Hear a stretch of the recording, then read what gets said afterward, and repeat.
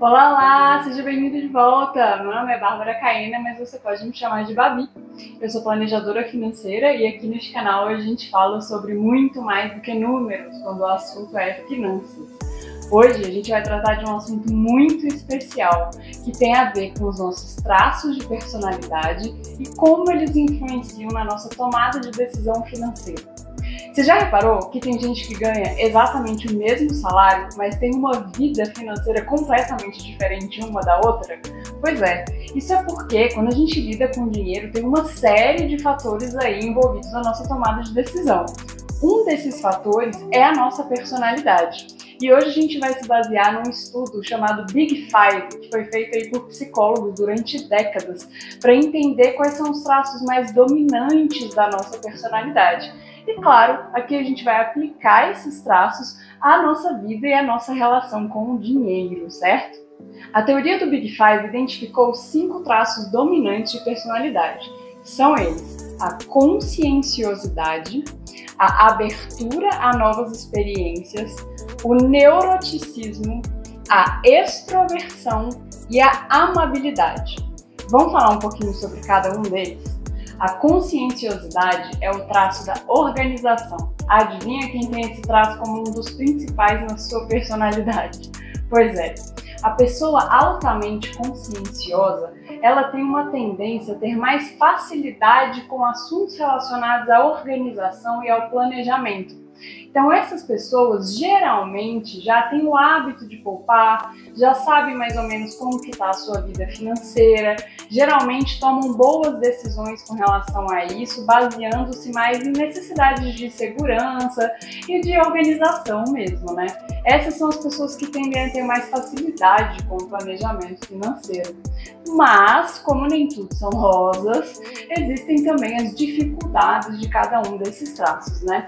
No caso do consciencioso, a gente pode ter um perfeccionismo muito elevado. Quando o assunto são os investimentos, muitas vezes os conscienciosos eles postergam o investir por medo de errar. A pessoa muito conscienciosa, ela se pune demais com o erro, então às vezes ela evita ir naquele lugar que ela não sabe exatamente como fazer e como levar. Então, se você é uma pessoa com alto traço de conscienciosidade, percebe que às vezes está protelando ali um pouquinho a tomada de decisão porque ela não está tão perfeita quanto você gostaria, vai aos pouquinhos, testa ali, coloca o pezinho na água e vai aos poucos, já que você gosta de registrar, vai registrando o que está funcionando mais, o que está funcionando menos, e assim aos pouquinhos você vai ganhando coragem e a vida financeira vai deslanchando um pouquinho mais rápido, né? O segundo traço é o de abertura a novas experiências. Esse traço vai ter um comportamento bem diferente do consciencioso. Ele tende a gostar de buscar coisas novas, ele é curioso, ele é empolgado, então ele gosta de ir para aquilo que ele não conhece. Viu como é diferente? Se por um lado isso é excelente, porque é uma pessoa que tende a ter iniciativa, que tende a de fato ser curiosa e a buscar as coisas, né? Por outro lado, pode gerar um apetite ao risco um pouquinho mais elevado. Essa pessoa, às vezes, nos investimentos, ela pode entrar em ativos que ela não conhece muito bem, na empolgação, né? E às vezes acabar enfiando os pés pelas mãos. Então, uma boa técnica, uma boa estratégia para pessoas que têm uma alta abertura a novas experiências é a gente anotar um pouco mais o que a gente quer fazer antes de fazer, para evitar um agir no impulso, sabe? Então, se você bolou uma estratégia de investimentos que seja, sei lá, 50% renda fixa, 50% renda variável, isso vai mudar muito de uma pessoa para outra, então você vai ter isso anotado. De forma que quando você for fazer novos investimentos, você vai avaliar se essas suas decisões estão de fato batendo com aquilo que você colocou no seu caderninho. Isso evita que você tome aí decisões no calor do momento e acabe se enrolando. Agora vamos para o terceiro, o neuroticismo. O próprio nome já nos dá uma ideia aí de para onde esse traço leva, né? As pessoas com alto neuroticismo tendem a ter um pouco mais de medo e de ansiedade. São pessoas, por exemplo, que não aguentam ter dívidas, porque isso incomoda muito, né? São pessoas que às vezes têm uma propensão ao pessimismo, né, e que às vezes fazem compras emocionais, né, justamente para tentar suprir um pouco isso que elas estão sentindo. Então, quando eu recebo um perfil com alto grau de neuroticismo, quando a gente está tratando, por exemplo, de quitar dívida ou construir reserva de emergência, por exemplo, né? Nesse caso, uma pessoa neuroticista, a gente pesaria um pouquinho mais a mão para a quitação das dívidas do que para a construção da reserva, embora a reserva também seja importante quando a gente tem dívidas, eu já falei sobre isso aqui. Porque o neuroticista, ele vai se incomodar demais com aquilo, vai ser uma pulguinha atrás da orelha dele o tempo todo, ele sabe que aquilo vai gerar angústia, e o que a gente quer com o planejamento financeiro é que a pessoa tenha uma vida mais tranquila, mais feliz, então é uma coisa que a gente leva em consideração.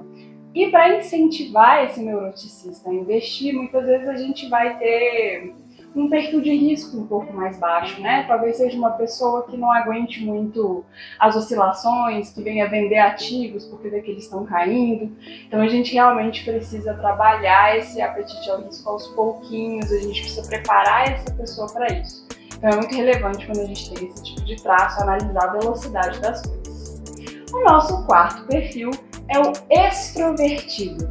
Quem é que não tem um amigo daqueles que você pensa que tem 36 horas no dia e uma energia assim ligada na tomada no 220? Esse é o extrovertido. Ele tem 1 milhão de amigos, 1 milhão de compromissos, faz 1 milhão de coisas e ele recarrega as baterias dele no meio dos outros. É aquela pessoa que se fica quieto tempo demais, começa a se incomodar, parece que tem formiga na bunda. Esse é o extrovertido. Esse perfil, quando se relaciona com o dinheiro, ele tende a ser muito otimista. É quase o contrário do neuroticista, né? É aquela pessoa que acha que tudo vai dar certo, tudo tá ótimo, amigos, nós vamos alcançar os objetivos e tal. Então, isso por um lado é muito bom, porque é uma pessoa que tende a ter uma animação, ela também tem bastante iniciativa, então ela tende a acreditar que vai dar certo, fazer os investimentos dela, e seguir e tal. Por outro lado, um excesso de pessimismo pode levar essa pessoa também a não ter uma reserva, por exemplo, né, de emergência, porque ela acredita que nada de ruim vai acontecer, ou às vezes se endividar demais, porque ela acha que tudo vai dar certo, então vamos curtir agora o momento e tal. É uma pessoa que pode ser que tenha um apetite ao risco um pouco maior, justamente por esse excesso de otimismo. Então, o caminho aqui é usar essa alegria toda para se manter firme nos nossos objetivos, para a gente distribuir aí o nosso dinheiro entre variadas metas. Essa pessoa tende a ter uma série de coisas que ela quer fazer. E diferente, por exemplo, do neuroticista, se essa pessoa ela tá entre quitar dívidas e construir uma reserva, esse perfil a gente já pesa um pouco mais a mão aqui na reserva, porque é uma pessoa que vai tender a se animar mais quando ela vê aquele dinheiro dela crescendo, vê os primeiros resultados, ela não se incomoda tanto com a dívida. Então a gente já faz um plano de quitação um pouquinho diferente para essa pessoa. Tá vendo como o traço de personalidade importa? E por último, mas não menos importante, nós temos o traço da amabilidade. Pessoas com alto nível de amabilidade tendem a fazer muito pelos outros. São aquelas pessoas queridas, carinhosas, que se importam com todo mundo, que colocam as necessidades dos outros na frente das dela própria, né? São pessoas que às vezes se enrolam porque emprestam cartão de crédito para os outros, porque fazem dívida no seu nome para atender a necessidade do outro, porque às vezes doam parte do seu salário para ajudar o outro. Essas são pessoas com alto traço de amabilidade. E não tem nada de errado da gente querer ajudar outras pessoas, aliás, isso é muito positivo, né? Vamos combinar. Mas a gente precisa ter muito cuidado com esse perfil para avaliar se essas ajudas não estão sendo em detrimento do equilíbrio da própria vida, né?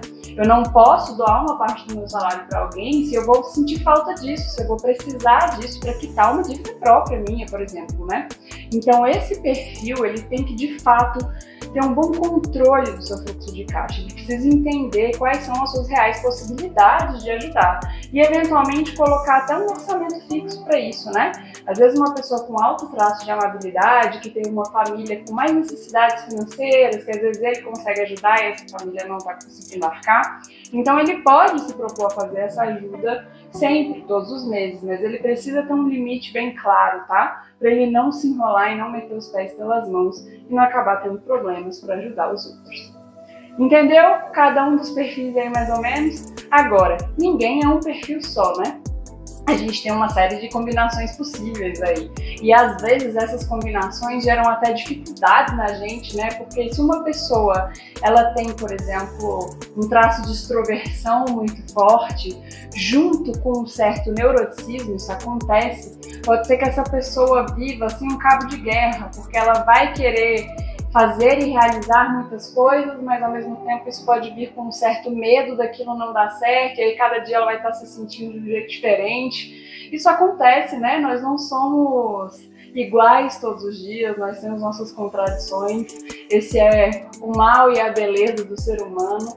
E aí a gente tem que entender quais são os traços que são mais fortes na gente, quais que nos causam mais sofrimento, quais que nos trazem mais alegria. E aí na hora da gente montar o nosso planejamento financeiro, a gente leva em consideração tudo isso, né? Não é só olhar para o número, é olhar também para o nosso comportamento. Bora criar então uma caixinha de ferramentas para lidar com cada um desses traços de personalidade? Vamos recapitular.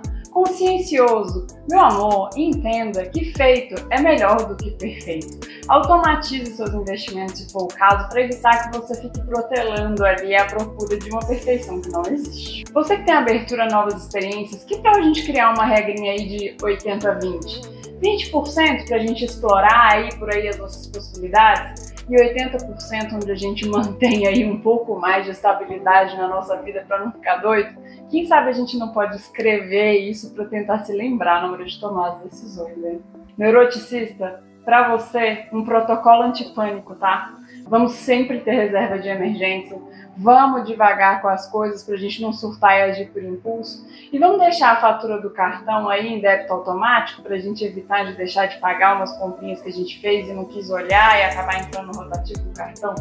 Extrovertido, crie o bolso da diversão, tá? Com um valor teto. Para você não se empolgar demais, especialmente naquela bebedeira que você foi com seus 99 amigos e acabou sentindo rico e gastando horrores, vamos botar um limite, né? Ser feliz é bom, mas ser feliz demais às vezes pode acabar deixando a gente triste depois, né? Contraditório, eu sei, mas é real. E você, pessoa querida, fofa, da amabilidade, que ama os outros, tenta ajudar todo mundo, vamos colocar para você o teto da ajuda para os outros? O máximo que você pode dar do seu salário, e não só dele, né? Do seu tempo também, para que você consiga se colocar em primeiro lugar. Afinal de contas, a máscara de oxigênio a gente põe primeiro na gente, depois nos outros, certo? E aí, gostou de saber como que os traços de personalidade influenciam na nossa tomada de decisão financeira? Quer ter um perfil desse traçado para você? Isso faz parte do meu processo de planejamento financeiro. Com alguns questionários e algumas perguntas, a gente consegue identificar muito bem quais são os traços mais importantes aí, mais evidentes na personalidade de cada um. E aí trabalhar o nosso processo de planejamento, o nosso passo a passo em cima disso, com certeza nos dá mais chances de sucesso e de continuar aderentes àquilo que a gente está querendo fazer. Certinho? Gostou? Esse conteúdo fez sentido para você? Então me manda uma mensagem por aqui ou no Instagram e vamos agendar nossa primeira conversa, que é gratuita, para a gente entender quais são as suas necessidades e eu poder te acompanhar e te ajudar no seu planejamento financeiro. Vai ser um prazer para mim, tá bom? Continuamos, até mais, até o próximo vídeo. Tchau, tchau!